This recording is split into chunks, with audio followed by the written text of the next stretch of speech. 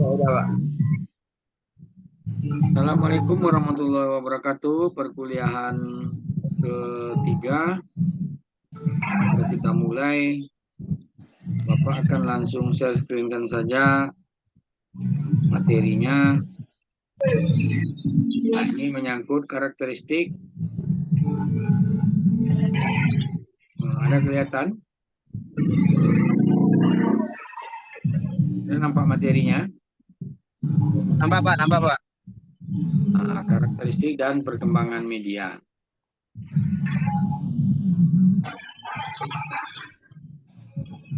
Jadi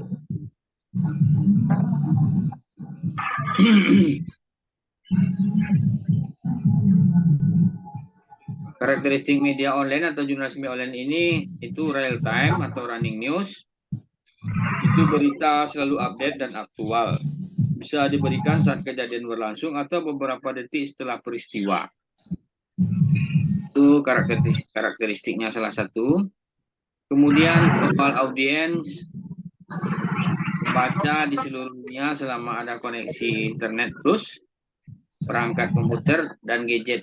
Nah, jadi global audience itu maksudnya di mana saja bisa dibaca, bisa dilihat sepanjang ada internet dan komputer atau gadget.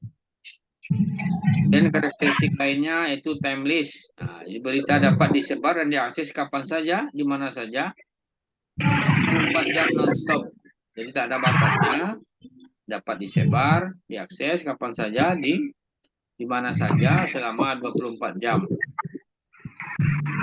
Kemudian perkembangan jurnalistik online saat ini harus bersaing dengan jurnalisme warga. Jurnalisme yang aktif memproduksi dan mempublikasikan informasi aktual di blog dan media sosial atau Facebook, Twitter, YouTube, Instagram, Pet, TikTok, dan lain-lain. Namun melimpahnya informasi aktual dimanfaatkan oleh wartawan online dengan mempublikasikan konten media sosial tersebut di situs beritanya. Dikenal dengan nama jurnalistik media sosial atau sosial media journalism. Jadi dengan demikian jurnalistik online terus berkembang dan memunculkan cabang-cabang baru terutama jurnalisme media sosial seperti jurnalisme Twitter, berita disusun berdasarkan atau kecauan Twitter. Kemudian ada juga jurnalisme Facebook, berita yang bersumberkan update status, catatan atau postingan di Facebook. Jadi jurnalisme YouTube, berita yang disusun berdasarkan video yang diupload di YouTube. Nah, saat ini wartawan tidak hanya butuh kendaraan operasional untuk meliput peristiwa, cukup buka media sosial dan akan menemukan banyak sumber berita yang disusun dan dikembangkan. Nah, kemudian sejarah media online ini dan jurnalisme online ini, sejarah jurnalistik online merupakan bagian dari sejarah dan perkembangan teknologi komputer yang diikuti kemunculan teknologi internet yang dikembangkan tahun 1990-an. Jadi ini masih baru, 90-an sampai sekarang, sampai ke 20-an tahun lebih lah ya. 23 tahunan. Itu tanggal 17 Januari 1998 disebut sebagai tonggak sejarah kelahiran jurnalistik online, yaitu ketika Mark Druck berbekal sebuah laptop dan modem mempublikasikan kisah perselingkuhan Presiden Amerika Serikat Bill Clinton dengan Monica Lewinsky, yaitu Monica Gates, di websitenya Drug Report. Nah, itu awal-awalnya dulu. Drug mempublikasikan Monica Gates setelah majalah Newsweek menolak memuat kisah skandal hasil investigasi Michael Isikoff itu. Ini pada awal 2000 muncullah situs-situs web pribadi, yaitu personal website yang menampilkan laporan jurnalistik pemiliknya yang kini dikenal dengan website blog atau webblog atau blog saja. Jadi di Indonesia, tonggak sejarah jurnalistik online adalah di akhir pemerintahan rezim Orde Baru saat Presiden Soeharto mengundurkan diri 21 Mei 1998. Jadi berita pengunduran diri Soeharto tersebar di mailing list atau yang dikenal di kalangan aktivis pro-demokrasi dan mahasiswa. Setelah itu beragam media online pun hadir seperti detik.com, satunet.com, dan lain-lain. Jadi detik.com itu sudah tua itu media online-nya. Nah, juga ada namanya e-paper. Nah, e-paper kayak Reopos. Jadi udah dibuat e-papernya, kita baca bisa lewat online juga. Kemudian teknologi mobile dan konvergensi media. Nah, ini penting. Konvergensi media adalah penggabungan atau pengintegrasian media-media yang ada untuk digunakan diarahkan ke dalam satu titik tujuan. Konvergensi media biasanya merujuk pada perkembangan teknologi komunikasi digital yang dimungkinkan dengan adanya konvergensi jaringan. Jadi konvergensi jaringan adalah koeksistensi efisien telepon, video, dan komunikasi dalam satu jaringan. Penggunaan beberapa mode komunikasi dalam jaringan tunggal menawarkan kenyamanan dan fleksibilitas, bukan tidak mungkin dengan prasarana yang terpisah. Teknologi mobile dan konvergensi media. Jadi kalau ada yang bertanya konvergensi media apa? Penggabungan atau pengintegrasian media-media yang ada digunakan dan diarahkan ke dalam satu titik tujuan. Nah, ini kan juga kadang-kadang kita HP kadang ini ilustrasi saja, nah, pakai karet, HP diikat, itu kan juga seperti itu kondisi. Kemudian kalau zaman sekarang ya terpaksalah harus beli HP yang agak canggih gitu kan, untuk bisa kita mengakses sejumlah informasi. Nah, ini ada tugas individu menganalisa web.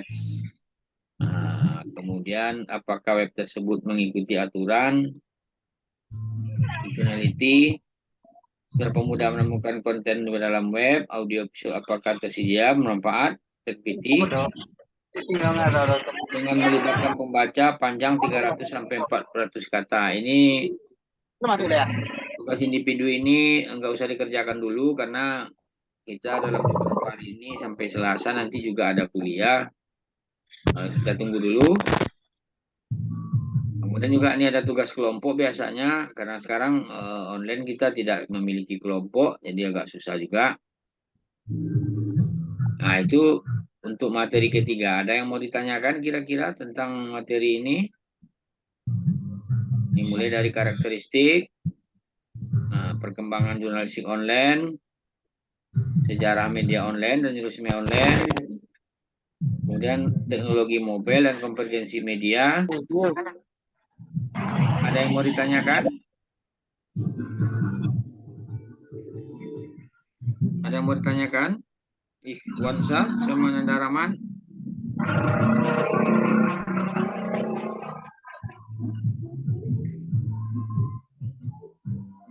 Ada yang mau ditanyakan?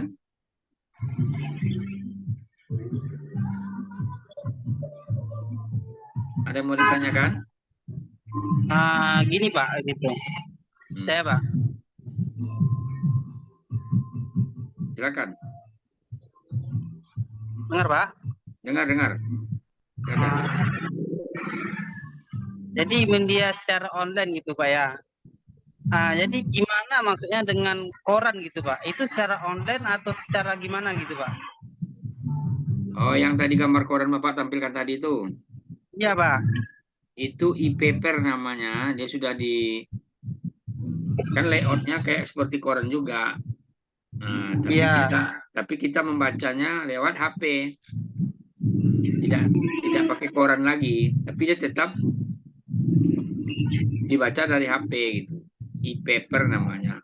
E-paper. Nah, jadi kalau Reopos sekarang itu ada e-papernya. Jadi koran Reopos itu kalau membacanya kita umpamanya di pelosok, sekarang orang sudah bisa baca, tak perlu korannya sampai ke tempat yang bersangkutan. Mau di pulau-pulau, mau di mana, orang sudah bisa baca korannya. Tapi biasanya e-paper itu dia tidak diaksesnya atau tidak dibukanya pagi-pagi, karena nanti kalau dibuka pagi koran bisa tidak laku kan. Nah, biasanya kalau dulu dia bukanya agak malam atau agak sore gitu, baru di-uploadnya. Tapi kalau dibukanya subuh-subuh nanti orang tak beli koran. Jadi pun tidak beli sekarang pun perusahaan media cetak memang udah mulai terganggu memang. Nah, oleh oleh perkembangan media online sekarang. Jadi memang Ya, seperti itu. Nah, tapi itulah dilakukan konvergensi media itu maksudnya pelajaran kita tadi itu penggabungan. Nah, jadi yang dimaksud konvergensi media tadi kan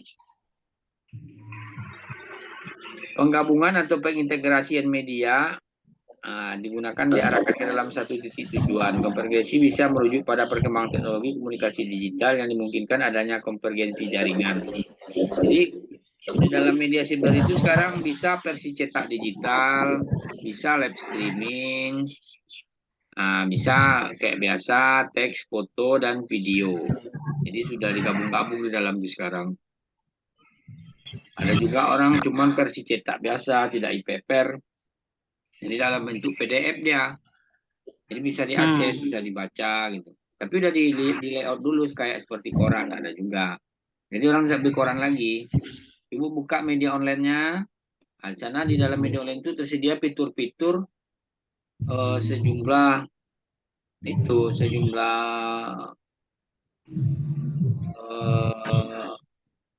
model-model bacaan. Ada yang model cetak, ada yang online biasa gitu. Seperti itu sekarang. Paham Ananda, Rahmat? Paham, Pak. Mau nanya Pak, boleh Pak? Boleh, nanya lah apa. Ini kan web secara online kan sudah berjalan gitu dengan secara langsung gitu ya. Jadi apakah koran itu sebagai hambatan untuk sampai berita, Pak? Ulangi lagi, maksudnya? Apakah koran itu sebagai hambatan untuk sampainya berita gitu, Pak? Koran hambatan. Maksudnya gini, Pak. Ini kan beritanya kecelakaan itu kan hari ini. Sampai beritanya itu sampainya besok gitu korannya gitu. Jadi bukan hambatan maksudnya. Gimana tuh, Pak? Itu kan jadi terlambat kalau koran kan. Makanya Ya. Bisa orang terlambat 1 hari gitu gimana gitu, Pak? ya tergantung masyarakat. Kalau masyarakat mau menunggu informasinya besok, silakan tunggu. Kalau tidak ya terpaksa dia mencari informasi di media online kan. Ya, kalau online ya kan langsung tahu gitu kan. Iya. Ah, Itu sebabnya sekarang media cetak itu ya mulai ditinggalkan oleh masyarakat sebagian. Karena dianggap kayak koran itu dicetak umpamanya di Pekanbaru, diantar dulu ke daerah itu kan, cetak subuh, diantar sampai jam-jam pagi gitu kan. Pagi itu loper ngantar lagi. Baru bisa dibaca. Tapi untuk daerah-daerah tertentu seperti di Inhil, di Rohil, ada beberapa daerah di pesisir atau di mana-mana itu koran itu masih tetap dibaca orang karena mungkin ada juga kebiasaan masyarakat tuh memang membaca koran kan banyak juga. Iya. Koran mati tidak, tapi tetap berkurang gitu. Ya kemarin ada itu sejumlah perusahaan media cetak menemui gubernur. Dia mengeluh kesahkanlah kondisi nasib koran cetak ini sekarang. Kayak harian-harian yang besar-besar itu yang ada di Pekanbaru, Media cetak sekarang masih ada ya Pak untuk koran ya? Masih, tapi Ananda Rahmat masih udah jarang nengok ya. Iya. Pos Sekarang Metro kan Royal masih ada tuh kan? tahun dulu, tahun kemarin sama tahun ini perbedaannya beda jauh gitu Pak. Sering nampak koran, sekarang nggak pernah nampak koran lagi gitu. Oh, Pos Metro Royal. Iya. Di mana tuh Ananda Rahmat tinggal? Di Rohil Pak. Nggak maksudnya di mananya? Apanya Pak? Tinggalnya di mana? Di Bagan, di Gunung Tanjung, atau di mana? Iya, di Bagan gitu. Oh, udah kurang itu di konter-konter di toko gitu ya? Udah jarang. Yang paling sering nampak tuh koran tuh ditumpuk, dijualkan gitu. Oh gitu baru kondisinya. Ya itulah faktanya kan. Ini nanti kan waktu apa namanya tuh waktu Zoom ini kan waktunya terbatas. Nanti kalau udah terputus ya, kita nanti gabung lagi dengan link yang sama ya, kayak biasa lah. Iya, iya. Nah, itu ini pertemuan yang ketiga. Ada lagi kalau ditanyakan nggak apa-apa, silakan. Kita kan Bapak kasih pengantar materi. Iya, Kita, Pak. nah, jadi berdiskusi kita nih tentang karakteristik tadi kan. Hmm. Apa tanya aja, apa kira-kira yang mau tanya, silakan. Oh, oke, Pak. Oke, Pak. Tanya aja nggak apa-apa.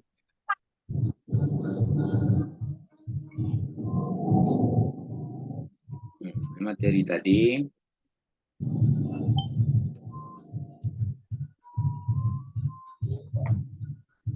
karakteristik dan perkembangan media online.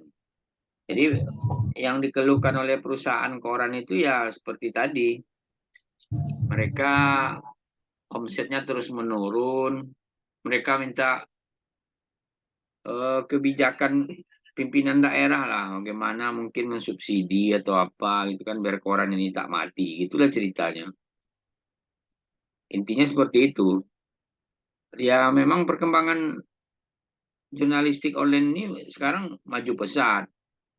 Jadi materi perkuliahan jurnalistik online ini ya sangat penting.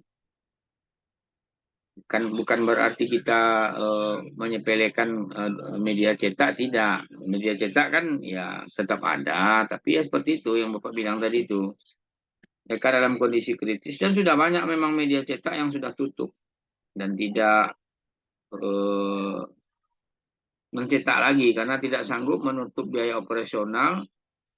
Karena bayangkan saja berita itu harus di layout dulu, cetak, biaya cetak itu kertasnya mahal. Nah, kertasnya mahal. Ya setelah itu kertas yang koran yang udah dicetak tuh ada biaya tinta lagi, mau diantar lagi ke daerah-daerah, ke sejumlah-jumlah konter, ke ruangan-ruangan, maksudnya ke kantor-kantor, kantor-kantor diantar ya seperti kata Ananda Rahmat tadi ya memang kebanyakan koran tuh hanya ditumpuk-tumpuk aja lagi ya dijual per kilo kan ya, itu bungkus-bungkus yang lain, bungkus ikan asin atau apa gitu kan. Itu untuk keperluan di pasar-pasar dan keperluan yang lain-lain itu memang faktanya seperti itu. Dan untuk memenuhi hasrat orang membaca seperti koran, ya itu yang dilakukan orang melakukan konvergensi media tetap di layout seperti koran, nah, dibuat e-paper namanya. Jadi orang membacanya lewat internet saja seperti koran gitu. Di samping media online yang lain. Media online lain kan kita tinggal baca keluar tulisan-tulisannya, ada foto, ada video. Nah, jadi ada juga orang membuatnya ya seperti media cetak. Ada lagi yang mau ditanyakan? Ini siapa nih? Imratul Istiqomah, selamat bergabung. Datul ada yang mau ditanyakan nih? Tidak, Pak. Nanti setelah ini kan kalau habis itunya waktunya kita join lagi ya. Kemudian Iya, Pak. kita masuk, ini ada 5 menit lagi, tanggung pula ya. Oke, oke, Pak. Nah, apa kira-kira yang mau ditanyakan? Ini tadi kan karakteristik. Nah, nih. Kalau real time itu berita selalu update. Kalau global audience pembaca di seluruh dunia. Jadi gini, Pak. Nah, Berita kan selalu update gitu, Pak ya. Jadi ya, macam mana berita pembayaran, kan berita itu dibayarkan, tapi itu dengan statusnya berita itu hoax, Pak, gitu. Pemalsuan gitu. maksudnya Beritanya pemalsuan gitu, Pak. Penipuan gitu. itu mungkin di media sosial mungkin. Nah, itu banyak sekarang Kan berseliweran. ada orang yang jadi sebagai pengabar berita itu dibayar untuk menyampaikan berita yang bohong-bohong gitu, Pak. Oh, ya, berarti nanti medianya itu bisa melanggar kode etik. Kalau ada yang menuntut, ya bisa-bisa saja mereka menyampaikan berita bohong, tapi kan nanti ada pihak yang tidak senang dilaporkan ke Dewan Pers atau ke polisi, ya mereka akan kena sanksi dan bisa-bisa juga dipidana.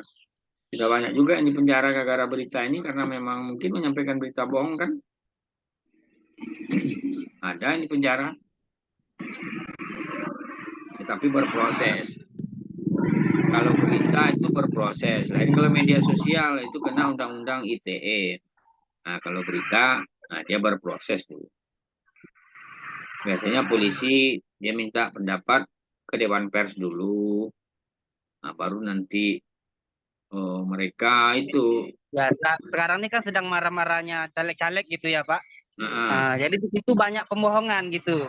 Suara-suara pemberitaan pemilu itu bisa diselisihkan gitu. diselisihkan. Ya, maksudnya gini dengan ribuan suara bisa ditambah-tambah gitu dengan tambah berita gitu. Ya kan nanti hasil sebenarnya kan ada dari KPU. Ya, memang mereka mungkin mau biar tim sesnya bersemangat. Nah, kita masih menang 5.000 suara nih, bisa-bisa saja gitu. Tapi kan nanti pengumuman resminya ada dari KPU. Daerah kan tahu juga siapa sebenarnya Itu yang. kan pengumumannya kan dari KPU. Jadi bagaimana pihak pemberitaan gitu, macam siaran gitu. Iya, nanti kan orang orang media mengutipnya dari KPU itu. Informasi resminya dari sana kan. Ya orang berita kan ngutipnya dari KPU, Pak. Jadi kalau orang berita itu dia menambahkan berita yang bohong gimana, Pak? Dia tetap dia melanggar kode etik. Dia bisa Melanggar dilaporkan. kode etik, Pak. Iya, Langsung bisa diperdana dilaporkan. itu, Pak. Dia bisa dilaporkan kalau memang oleh Dewan Pers itu dianggap ya tergantung nanti oleh Dewan Pers. Nanti dilaporkan ke polisi umpamanya. Nanti polisi akan koordinasi ke Dewan Pers. Kalau kata Dewan Pers ini melanggar kode etik, bisa diteruskan ke tahap selanjutnya. Baru diproses menggunakan Undang-Undang ITE.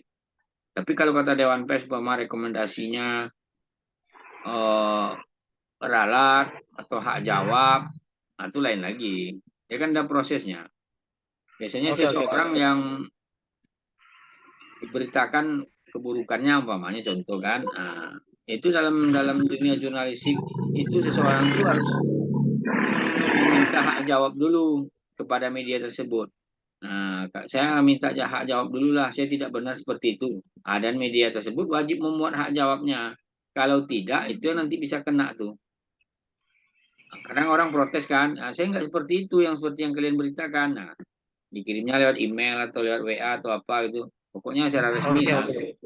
Nah, nanti kalau seandainya tidak dimuatnya sama media itu, itu yang akan celahnya dia akan kena oleh Dewan Pers nanti itu.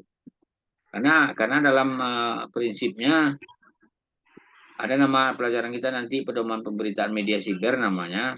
Kalau online ini kan, nah itu wajib dimuat. Kalau tidak dendanya 500 juta itu. Jadi itu kalau tidak mau membuat hak jawab di pedoman pemberitaan media siber itu ada sanksi-sanksinya. Sanksi dan bagi yang tidak mau membuat hak jawab ya. Nah, tapi kalau udah dimuat hak jawabnya, ya nggak bisa lagi diproses karena kan udah berimbang tuh. Dia bilang mencela seseorang, yang seseorang dicela itu udah mengklarifikasi tidak benar saya seperti itu ya habis. Biasanya permasalahan kalau udah dibuat berimbang, orang biasanya tak marah lagi. Udah selesai itu kata orang. Ini waktunya bentar lagi mau habis. Kita nanti sambung ke materi keempat dan join lagi ya dengan link yang sama ya. Oke, oke, oke, oke, Oke. siap, Pak. Nah ini materi ketiga. Waktunya bentar lagi habis dia akan terputus sendiri nih karena kita pakai Zoom gratis kan. Nah, nanti kita join lagi.